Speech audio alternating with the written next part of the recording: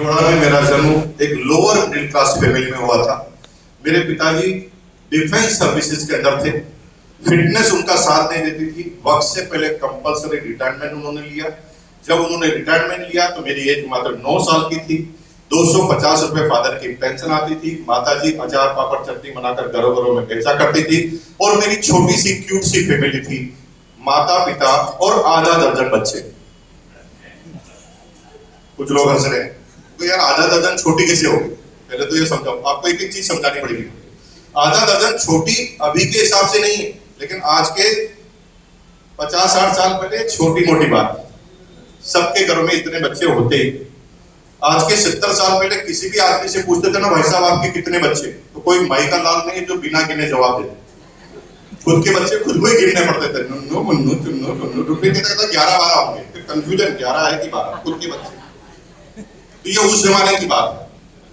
ये इतने बच्चे हिंदुस्तान में क्यों होते थे? आजादी के बाद क्यों चालू हुए? आपको कुछ लोगों को पता ही। इसलिए हुए क्योंकि हमारा डीएनए नंबर 1 का। डीएनए क्या है? आपने सुना ना, भारत सोने की चिड़िया थी, ये दूध की नदियां बहती थी। ये आपने पढ़ा कि नहीं पढ़ा? क्योंकि हम पूरे दुनिया में नंबर 1 थे। नालंदा जैसा विश्वविद्यालय हमारे पास, गंगा जैसी नदी हमारे पास, इतनी पवित्र जगह हमारे पास, इतनी अच्छी खेती हमारे पास, इतने ज्यादा खनिज संपदा हमारे पास। पूरी दुनिया में धाक थी हिंदुस्तान। सोमनाथ एक मंदिर था, पता नहीं कितनी बार लूटा हुआ तो भी सारा सोना नहीं ले जा सका। इतना इतना यहाँ पर हिंदुस्तान में हुआ। अब हमारी क्या नंबर 1 पर रहने की आदत है। फिर क्या है, मुगलों का शासन हुआ, फिर अंग्रेजों ने हमारे ऊपर राज किया। डीएनए तो नंबर 1 का था, लेकिन पीट पीट कर हमें परेशान कर दिया और गुलाम बना दिया। लेकिन अंदर डीएनए तो नंबर 1 का। जब देश आजाद हुआ तो फिर हमें नंबर 1 पर जाना ही था। ठीक है, किसी आदमी ने आकर बोल दिया कि चाइना जनसंख्या में तुम्हारे से आगे है। फिर हमारे बुजुर्गों ने इसके ऊपर जमकर काम किया। इतने बच्चे पैदा किए, इतने किए, जिधर देखो उधर बच्चे बच्चे बच्चे बच्चे बच्चे, और हमने चाइना को पछाड़ा। नंबर 1 है, डीएनए नंबर 1 का। हम नंबर 2 पे रह ही नहीं सकते, मतलब रहने की इच्छा ही नहीं है हमारी जनसंख्या में, क्योंकि इजी काम था। पहले हमने वो निपटा दिया। फिर मोदी जी भी कह रहे हैं कि 2047 में वो दुनिया में भी नंबर 1 हो जाएंगे, क्योंकि हम तो नंबर 1 रहने ही वाले हैं ना। मतलब हमारा डीएनए नंबर 1 का, नंबर 2 पे रह ही नहीं सकते। अब जो आसान काम उसको पहले करें, दूसरी बात की कठिन काम नहीं करते, ऐसा कुछ भी। तो 6 भाई बहनों की फैमिली थी। पूरी फैमिली का सबसे छोटा सदस्य था मैं। माता पिता संघर्ष कर रहे थे। माता पिता ने अपने सारे सपने छोड़ दिए थे। उनका एक ही सपना था कि किसी तरह सारे बच्चे पढ़ लिख जाए। वो मुझे भी पढ़ा रहे थे, मेरे भाई बहनों को भी पढ़ा रहे थे। सभी स्कूल में पढ़ रहे थे। सबका बड़ा बड़ा सपना था। कोई कहता मैं गवर्नमेंट सर्वेंट बनूंगा, कोई बड़ा बिजनेसमैन बनने की तैयारी कर रहा था। लेकिन मेरी पढ़ाई लिखाई में बिल्कुल रुचि नहीं थी, बिल्कुल। जब मैं 6ठी क्लास में आया तो लोग, सब बच्चे पढ़ते थे, स्कूल जाते थे क्योंकि उन्हें बड़ा बनना था। लेकिन मैं सिर्फ पढ़ता इसलिए था क्योंकि पिताजी डिफेंस के आदमी थे, डिसिप्लिन वाले आदमी थे, और ऊपर से फुटबॉल के शौकीन। समझ रहे?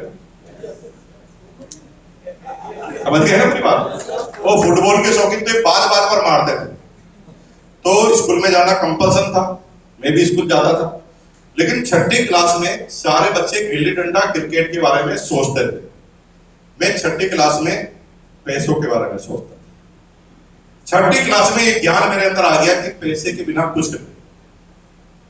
और 6ठी क्लास में मेरे पिताजी और माताजी एक दिन झगड़ा कर रहे थे। तो पिताजी माताजी को बोल रहे थे, इस महीने का बजट बिगाड़ दिया, इस महीने का बजट बिगाड़ दिया। तो मैं बड़ा कंफ्यूज हो गया कि ये बजट कौन है और कैसे बिगड़ता है। तो मैं भागा भागा गया पड़ोसी के पास। मैंने कहा ये बजट क्या होता है, पहले ये समझाओ। वो कहा बजट मतलब हिसाब किताब। मैंने कहा कैसे बिगड़ता है? बिगड़ता जब है कि इनकम कम आए और खर्चा ज्यादा हो जाए तो ये बजट बिगड़ जाता है। तो मैं अपने पिताजी के पास गया, 10 फीट दूर खड़ा हो गया। 10 फीट दूर क्यों खड़ा हुआ बताना आपको? मतलब ये ध्यान रखना। 10 फीट दूर खड़ा रहकर गर्दन नीचे करके मैंने धीरे से पिताजी से बोला, ये बजट क्यों बिगाड़ रहे हो? मार्केट से जाओ और पैसा लेकर आओ। तो पिताजी ने कहा पैसा मार्केट में नहीं मिलता बेवकूफ, पैसा कमाना पड़ता है। कई कमाने के तरीके होते हैं, लेकिन मुख्य दो तरीके होते हैं, या तो नौकरी कर लो या बिजनेस कर लो। तो मैं सोचने लगा कि मैं क्या करूं, मुझे सोचना कुछ और चाहिए, मैं सोच कुछ और ही रहा हूं, मैं क्या करूं, नौकरी करूं कि बिजनेस करूं। नौकरी करता तो मुझे कोई कप प्लेट धोने के अलावा कोई नौकरी देता नहीं, 6ठी क्लास में पढ़ता था। बिजनेस करना ही मेरे लिए सूटेबल था। और मैंने पता भी लगा लिया कि पूरे मोहल्ले में जो नौकरी करते हैं उनके पास साइकिल है, और जो बिजनेस करते हैं उनके पास मोटरसाइकिल। मैंने डिसाइड कर लिया 6ठी क्लास में कि सारा करूंगा तो बिजनेस, नौकरी तो कभी नहीं करूंगा। 6ठी क्लास, अब 6ठी क्लास में बिजनेस करना था तो क्या करें। तो मेरे पास कॉमन सेंस था। 90% लोगों को बिजनेस करने का कॉमन सेंस ही नहीं होता, तो दिमाग बहुत ज्यादा होते हुए भी बिजनेस में फेल हो जाते हैं, क्योंकि दिमाग में कॉमन सेंस नहीं है कि कौन सा बिजनेस करना हमारे लिए उचित है और कौन सा नहीं। अगर आपको ये पता नहीं है तो आप सक्सेस नहीं होंगे। 90% लोग काबिलियत की वजह से बिजनेस में नाकामयाब नहीं होते, सही निर्णय नहीं लेने की वजह से नाकामयाब होते। हर व्यक्ति का समय, स्थान और परिस्थिति होती है। हर व्यक्ति का समय, स्थान और परिस्थिति होती है, उसके आधार पर आपको निर्णय लेना पड़ता है कि क्या बिजनेस करें। अगर आप झोपड़पट्टी में पैदा हुए तो क्या बिजनेस करना है आपको पता होना चाहिए। अगर अमीरों के खानदान में आप पैदा हुए हैं तो आपको क्या बिजनेस करना है पता होना चाहिए। अगर सूखी जगह पर ज्यादा पानी नहीं है वहां पर कौन सा बिजनेस चालू करना चाहिए, जहां पर गंगा नदी बहती है वहां पर कौन सा बिजनेस करना चाहिए। हर व्यक्ति की हर परिस्थिति के अनुसार निर्णय बदल जाने चाहिए, लेकिन 90% लोग देखकर डिसीजन लेते हैं। पड़ोसी नौकरी पे गया तो मैं भी नौकरी करूंगा, पड़ोसी ने एमबीए कर ली तो मैं भी एमबीए करूंगा, वो टीचर बन रहा है तो मैं भी टीचर बनूंगा, यहाँ पर रेस्टोरेंट बहुत अच्छा चल रहा है तो मैं भी रेस्टोरेंट खोलूंगा। वो लोगों को देखकर निर्णय लेता है कि मुझे करना क्या। और जब भी समस्या में फंसता है तो पड़ोसी से पूछता है इस समस्या से बाहर कैसे निकलूं। अगर तुम्हारे पड़ोसी के पास इतना सा भी दिमाग होता तो क्या उसके पास कोई समस्या होती? उसके पास में बहुत सारी समस्या। सब लोग अपनी उंगली को ऐसे कीजिए, ऐसा करना कंपल्सरी, सभी को करना है। ऐसा आप मेरे साथ बोलिए, मेरे पड़ोसी में, हिलाते रहिए, ऐसे हिलाते रहिए, मेरी बहन से हिलाते रहिए, बोलो मेरे पड़ोसी में इतना सा भी दिमाग होता तो क्या वो मेरा पड़ोसी होता?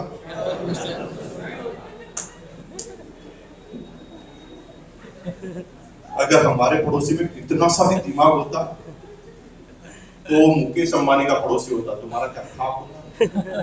तुम्हारा है ही साला इसलिए कि दिमाग नहीं।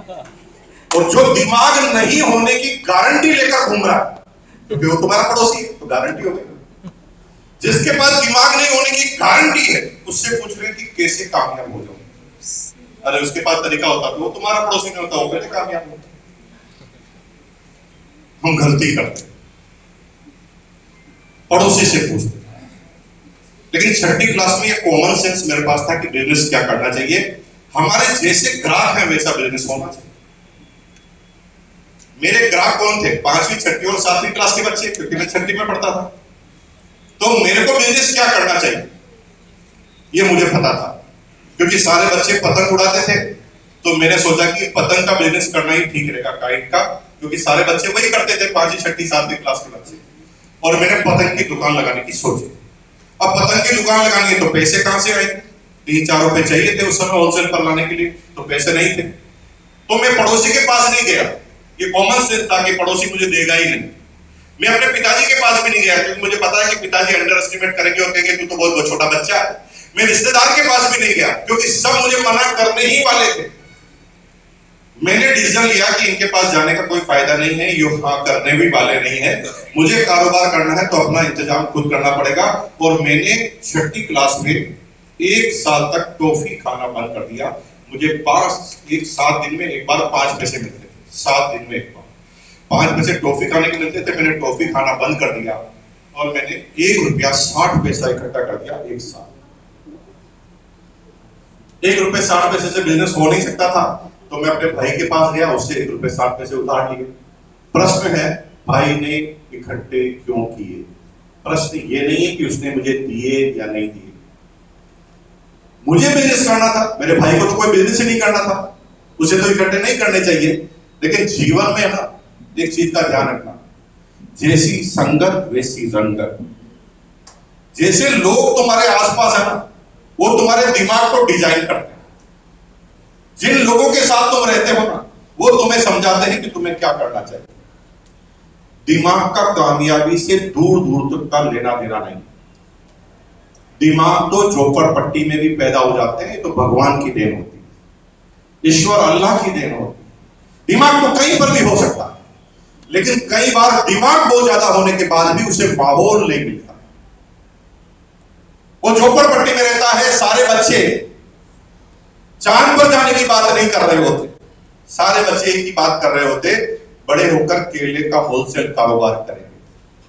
तो ज्यादा दिमाग होने के बाद भी वो केले के व्यापार में लग जाता है, ज्यादा दिमाग में होने के बाद भी वो टीचर बन जाता है, ज्यादा दिमाग होने के बाद भी वो एक सिंपल सा सिविल इंजीनियर बन जाता है, ज्यादा दिमाग होने के बाद ज्यादा से ज्यादा वो कलेक्टर बन जाता है।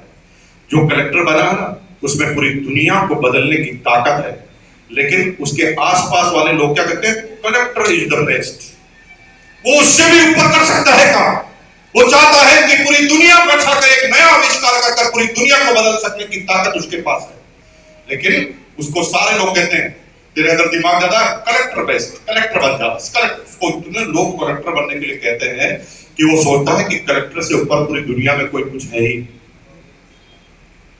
दिमाग से कोई लेना देना होता ही नहीं। कामयाबी के लिए संगत का होना जरूरी है। आसपास के लोग, एक आदमी जो एवरेज स्टूडेंट था बच्चा, लेकिन उसके पिताजी ने उसे क्या है, मसूरी के कॉन्वेंट स्कूल में भेज दिया। एवरेज दिमाग था, लेकिन वहां पर सारे लोग जो थे ना बच्चे, वो सक्सेसफुल खानदान से आए थे। सारे लोग छोटे मोटे व्यापार के बारे में सोच ही नहीं रहे थे। वहां पर जाने के बाद पता चला कि सारे दोस्त कह रहे हैं एक सॉफ्टवेयर बना देंगे, सॉफ्टवेयर कंपनी चालू कर देंगे, चंद्रमा पर जा देंगे, स्पेस एजेंसी बना देंगे, नया प्रोडक्ट बना देंगे, नई कंपनी खोल देंगे। और वो बड़ा सोचते हैं, इसलिए वो बड़ा कर लेते। ज्यादा दिमाग वाले बड़ा सोच नहीं सकते, इसलिए वो बड़ा कर नहीं सकते। तो आसपास के लोगों को बदलिए। अगर आप कामयाब होना चाहते हैं तो आपकी संगत का बहुत अच्छा होना जरूरी है। मेरे भाई ने ₹1.60 क्यों इकट्ठे किए पता है? क्योंकि उसकी संगत में मैं था। मैंने पैसे इकट्ठा करना चालू कर दिया तो मेरे भाई को लगा कि छोटू तो अमीर बन जाएगा, गरीब मैं रह जाऊंगा। वो मेरे कंपटीशन में आ गया। मैंने पैसे इकट्ठे किए तो उसने भी पैसे इकट्ठा करना चालू कर दिया। अगर मैं उसकी संगत में नहीं होता तो वो भी पैसे इकट्ठे थे। मेरी बहनें यहां पर बैठी है।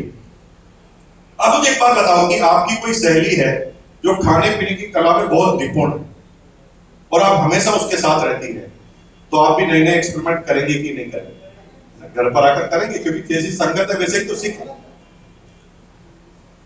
मैंने पतंग की दुकान लगा ली 7वीं क्लास में और आपको आश्चर्य होगा 3 महीने में पैसे को डबल कर दिया। 3 महीने, 6ठी 7वीं क्लास में 3 महीने में पैसे डबल। वहां से मेरी एंटरप्रेन्योरशिप की जर्नी चालू हुई। सक्सेस के लिए बस एक सफलता जरूरी है। एक सही काटा ठीक लग जाता है ना, तो फिर सक्सेस ही सक्सेस होती जाती है। और मैं पतंग की दुकान में जो ही पैसा कमाया, मुझे समझ में आ गया कि बिजनेस होता कैसे। अब मैं हर जगह बिजनेस करता। सारे दोस्तों से मेरी जिंदगी अलग हो चुकी थी। सारे दोस्त होली आने पर रंग लाने और लगाने की तैयारी करते थे। मैं तैयारी करता था रंग की दुकान लगाने की। वो रंग लगाते थे, मैं रंग की दुकान लगाता। वो पटाखे चलाते थे, मैं पटाखों की दुकान लगाता था। वो राखी बंधवाते थे, मैं राखी की दुकान लगाता था। और हर जगह मैं बिजनेस की तरह से उस चीज को देख रहा। और आपको आश्चर्य होगा, मैंने फुल टाइम कंचे की दुकान चालू कर दी। कंचे मतलब कांच के छोटे छोटे गोले होते हैं, इसको ऐसे खेलते हैं। हमारे समय में बहुत खेला करते थे। अभी तो ये पूरा का पूरा गेम ही विलुप्त हो चुका है, लेकिन हमारे समय में वो कंचे खेला करते थे सारे बच्चे स्कूल से आते। तो हाँ, गोली। तो मैंने ना कंचे खेला नहीं, मैंने शुरू से दुकान लगाई, क्योंकि दिमाग में कॉन्सेप्ट क्लियर था, खेलेंगे तो हारेंगे या जीतेंगे। हारने वाला रोएगा, जीतने वाला हंसेगा, लेकिन हम तो बेचने वाले, हमारे कोई फर्क पड़ेगा ही नहीं। कोई हारे चाहे जीते, हमें कोई लेना देना नहीं। शुरू से दिमाग की मेंटलिटी ऐसी हुआ कर। और उसका नतीजा था कि मैं 9th क्लास में आया था, 9वीं स्टैंडर्ड में, तब मेरे टीचर से ज्यादा इनकम मेरी थी। हेलो, नवीं क्लास में गवर्नमेंट सर्वेंट से ज्यादा पैसे मैं कमाता था पार्ट टाइम। जब मैं 11वीं क्लास में आया तो एक नया बिजनेस हाथ में लगा, मुझे कोई गाइड करने वाला नहीं था। पूरी फैमिली में कोई भी आदमी ऐसा नहीं था जो बिजनेसमैन हो, सब नौकरी वाले थे, नौकरी से ऊपर कभी सोचते ही नहीं थे। मैं पहला बिजनेसमैन निकला, मैं हर जगह बिजनेस सोचता था और हर चीज का अपॉर्चुनिटी मुझे ही तलाशनी पड़ती थी। तो 9वीं क्लास में क्या 11th क्लास में क्या हुआ, मेरी माँ ने मुझे गैस का सिलेंडर रिफिल कराने के लिए भेजा। उस समय एलपीजी सिलेंडर की बहुत कमी थी, एक महीने में 2 सिलेंडर एक फैमिली को मिला करते थे। तो मुझे गैस का सिलेंडर लेने के लिए भेजा, बुकिंग करवा दी, गुलाबी कलर की पर्ची आई और मुझे स्लिप दी और कहा कि चौराहे पर गैस के सिलेंडर वाले के पास जाओ, खाली देकर आओ, भरा लेकर आओ, 100 रुपए में वो देगा। तो मैंने 100 रुपए हाथ में लिए, सिलेंडर वाले के पास दिया, उसने सिलेंडर देने की प्रक्रिया चालू की, तभी एक घटना घटी और मेरे हाथ में एक नया बिजनेस आ गया।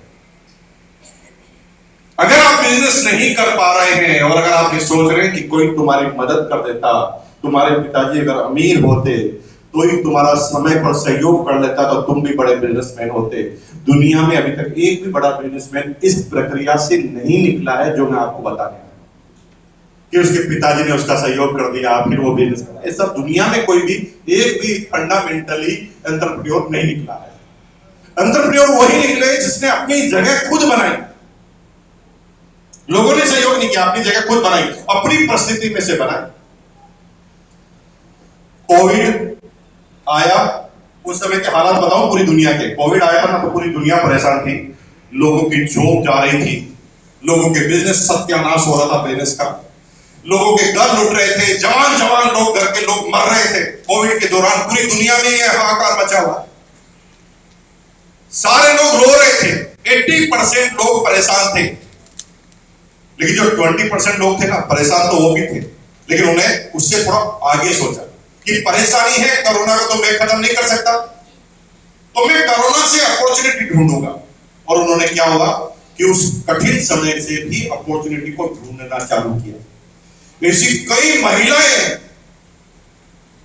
जो घर में बहुत अच्छा खाना बनाती थी, उन्होंने कोविड के दौरान इस कला को इतना निखारा कि उन्होंने इस प्रोडक्ट को बेचना चालू कर दिया।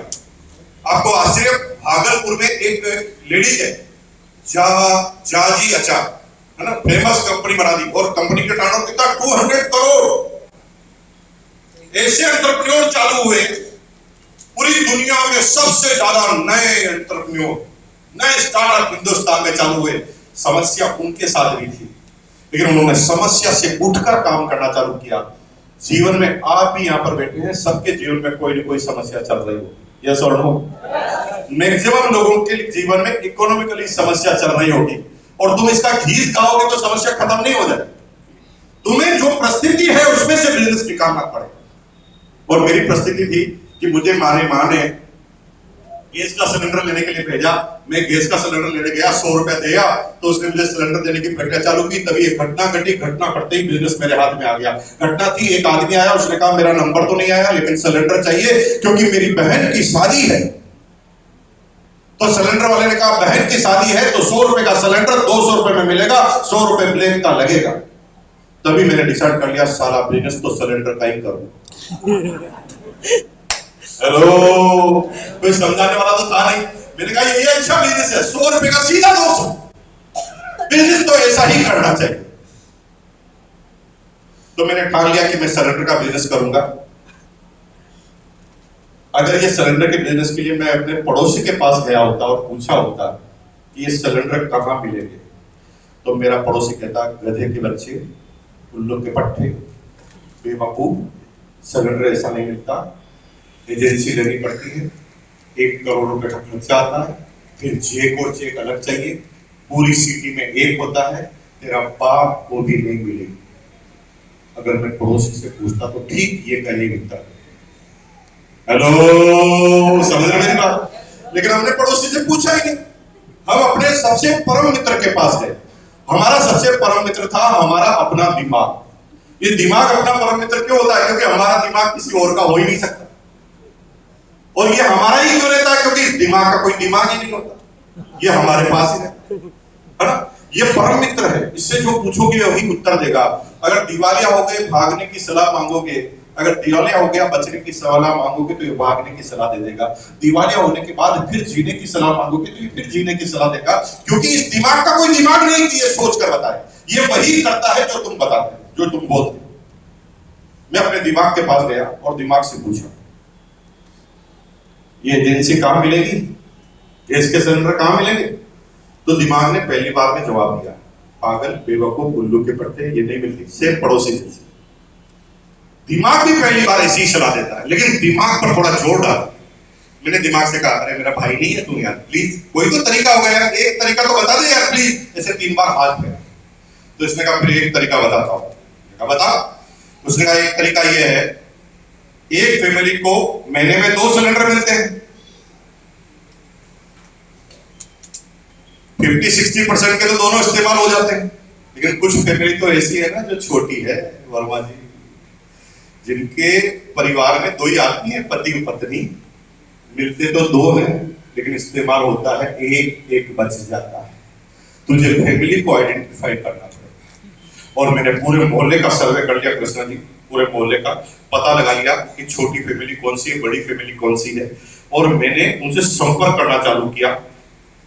जब सारे भाई साहब लोग बाहर चले जाते थे नौकरी बिजनेस पर, तब जब आंटी घर पर बच जाती थी तो हमने प्लान बताने की सोची। हमने एक पोस्टर बनाया, बोलना ज्यादा नहीं आता था और सब लोग छोटा समझते थे इसलिए सुनते नहीं थे, तो हमने एक पोस्टर बनाया। पोस्टर गुलाबी कलर का था, उस पर पेन से लिखा, खुशखबरी खुशखबरी खुशखबरी, महिलाओं के लिए खुशखबरी, हर महीने नई साड़ी कैसे खरीदें, जानने के लिए पूछें कैसे। अब सब अंकल लोग चले जाते थे तो हम पीछे घंटे बजा देते थे, अंदर से आंटी आती थी, हम सीधा पोस्टर सामने रख देते थे। अब पोस्टर कहां तक उसने पढ़ा है हम उसकी शक्ल देखकर बता देते थे। तो जब पोस्टर रखते थे तो लेडीज पढ़ती थी ऐसे खुशखबरी, तो क्या शक्ल देखते थे। लेकिन एक जगह आते चेहरे पर मुस्कुराहट आती थी, मैं समझ गया साड़ी आ गया है। साड़ी देखते ही उसके लेडीज के चेहरे पर खुशी आती, मुझे समझ में आ जाता है इसने साड़ी पहन ली। फिर वो पूरी बात कहती है और पूरी बात कह के कहते हैं झूठे, हर महीने भी कोई नई साड़ी आ सकती है। मैंने कहा पूछे कैसे, कब पूछे तो बताओ कैसे। मैंने कहा एक सिंपल सा प्रयोग बताता हूं, महीने में कितने सिलेंडर सरकार देती है? वो 2। खर्च कितना होता है? एक का क्या करते हो? ओके, क्या करते हैं? जब खर्च ही नहीं होता तो सरकार से लेते ही नहीं। मैंने कहा यही गलती कर रहे, सरकार से दोनों ले लो और एक हमें दे दो तो 50 रुपया एक्स्ट्रा देंगे हर महीने। सारी लेडीज को 1 सेकंड में प्लान समझ में आता और वो 50 रुपए लेने के लिए सीधा मेरे को नाम लिखवा देती थी। अब मैंने पूरे मोहल्ले में लगभग 40 फैमिली इकट्ठी कर ली थी जिन्होंने मुझे नाम लिखवा दिया कि हमारे पास एक एक्स्ट्रा सिलेंडर है। वो बेवकूफ थे जिन्होंने 1 करोड़ में एजेंसी ली थी, हमने तो चुटकी बजाकर ये एजेंसी 40 सिलेंडर अब हमारे पास थे। द लिस्ट ऑफ सप्लायर अब हमारे पास तैयार हो गए। अब लिस्ट ऑफ कस्टमर चाहिए, बेचेंगे कर। तो हम सिलेंडर वाले के पास जाके खड़े हो जाते थे। जब भी कोई इमरजेंसी में उसे लेने आता था तो 200 रुपए बताता था। 200 रुपए जो ही उसको बताता था हम उसकी शर्ट खींच कर कहते थे 175 में चलेगा। वो कहाँ मिलेंगे? हम सप्लायर से उसको मिला देते थे। न हींग लगी न फिटकरी, सीधा कस्टमर को सप्लायर से मिलाया और 25 रुपया एक सिलेंडर पे उस जमाने में कमाते थे, जब एक लेबर की सैलरी 7 रुपया पर डे थी। 7 रुपीज पर डे जब सैलरी होती थी ना, जब हम एक सिलेंडर पे 25 रुपए कमाते।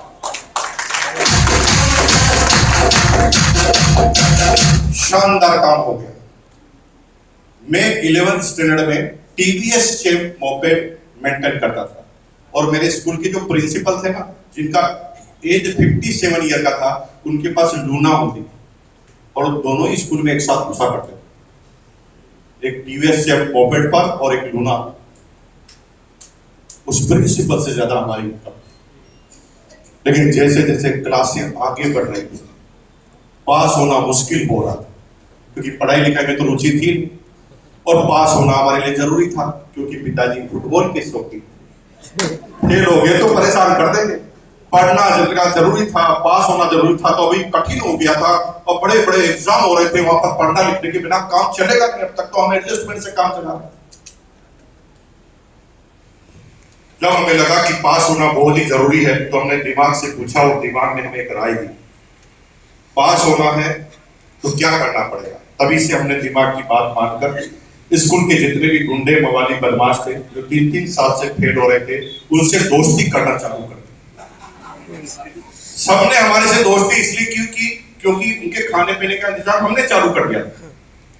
अब वो पहलवान जो 3-3 साल से लगातार फेल हो रहे थे, उनका वजन 70 किलो हो गया। 70 किलो के बड़े बड़े पहलवान, हमारा वजन था 42 kg, 42। हम उनके आगे आगे चलते थे, उनके सरदार के रूप में, और वो 70 किलो के आदमी पीछे पीछे चला करते थे। और सबको कह दिया कि स्पेशल परफॉर्मेंस पर समोसा फ्री। तो बार बार पहलवान हमारे पास आके कहते थे, मुकेश जी हुक्म करो। कि तुम्हें पता ही नहीं पैसों में कितनी ताकत है। सब पूछेंगे आप कैसे हैं, जब आपके पास।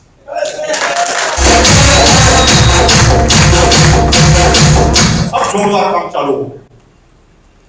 जब सारे बदमाश हमारे दोस्त बन गए, तो जो पढ़े लिखे बच्चे तो बेचारे दोस्त बने ही रहते, क्योंकि बहुत डरपोक किस्म के होते हैं। देखना, पढ़े लिखे आदमी जो है ना बहुत डरपोक होता है, उसके चश्मा जरूर लगा रहता है। जो क्लास का जो सबसे इंटेलिजेंट आदमी, वो डरपोक किस्म का आदमी होता है, और उसके चश्मा पहले ही ऑलरेडी लगा रहता है। वो इतना डरपोक और इतना फट्टू होता है कि साला उसको कुछ भी कहे उसे मानता ही है।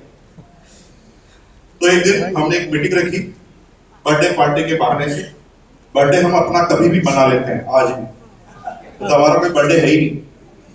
हमारे कैसे से बर्थडे, एक तो हमारा पेपर में लिखा है वो है 25 सितंबर, जो ओरिजिनल पैदा हुए वो है 25 जून, और एक बर्थडे ऐसा है जो कभी भी आ सकता है। जैसे सामने वाला जब भी नाराज होता तो हम कहते हैं आज हमारा बर्थडे है, वो कहता है चला आज छोड़ देना। तो हमारे बर्थडे ऐसे आते रहते हैं। तो उस जमाने में थोड़ा टेक्नोलॉजी थी, तो हमने कहा आज हमारा बर्थडे था ही नहीं, मार्च का महीना था, हमने बर्थडे मना लिया। मैंने कहा आज हमारा बर्थडे है, होशियार बच्चों को भी मिला दिया और बदमाश बच्चों को भी बुला दिया, पार्टी वार्टी दे दी और सबको एक दूसरे से परिचय कराया। होशियार बच्चों के पास जाके कहा कि देखो ये भी हमारे दोस्त, तुम भी हमारे दोस्त, और दोस्त ही दोस्त के काम आता है। दोस्त ही दोस्त के काम आता है। हमें पता है कि तुम एग्जाम में हमारा साथ दोगे, हमारे काम आओगे, और अगर तुमने साथ नहीं दिया तो फिर ये हमारे काम आएंगे। सारे बच्चों को डरा दिया, सारे बच्चे एग्री हो गए कि नहीं एग्जाम में आपकी हेल्प करेंगे। और भाई साहब एग्जाम होते थे तो हम हर एग्जाम में पास पास पास, हर एग्जाम में पास, क्योंकि सारे डरपोक बच्चे हमारी हेल्प करते थे। लेकिन कभी कभी तो मजा तब आता कि जिससे हम कॉपी करते थे ना, उससे भी ज्यादा नंबर हमारे आते। अब यहाँ पर लोग कह रहे भाई साहब इतना तो मत फेंको यार। ठीक है, फेंकने की हद रखो, थोड़ा बहुत हम सहन भी कर लेंगे। ऐसा कैसे संभव है कि जिससे कॉपी किया उससे भी ज्यादा नंबर हमारे आ गए? संभव है। आज के 80 साल पहले तुम्हारे दादाजी के पास भी एक आदमी आया था। उसने कहा सर लंदन में मैच होगा, मोतीहारी में दिखाएंगे। तो आपके दादाजी भी हंस गए। इतनी बड़ी क्या दूरबीन बनाएगा? जब भी हमारे दिमाग के लेवल से ऊपर का कोई प्रश्न हमारे पास हो ना, तो हंसने की बजाय पूछो कैसे आए। लेकिन हम हंसने पर ध्यान देते हैं। कपिल शर्मा शो के हम बड़े फैन हैं, हम हंसते सब है, पूछते कोई। 90% लोग हंसने पर ध्यान देते हैं, बारीक बारीक चीजों को पूछने पर ध्यान नहीं देते, इसलिए वो जीवन में कुछ बड़ा कर ही नहीं पाते। ज्यादा नंबर आए तो कोई ना कोई टेक्नोलॉजी हो सकती है, लेकिन तुमने मेरे को पूछने की बजाय हंसे। तुमने पूछना चाहिए कि कैसे आए बता, लेकिन तुम तो है। उससे क्या हो? चलो नहीं पूछ रहे तो दूसरी बात करते हैं, क्या फर्क पड़ रहा है। सेकंड बात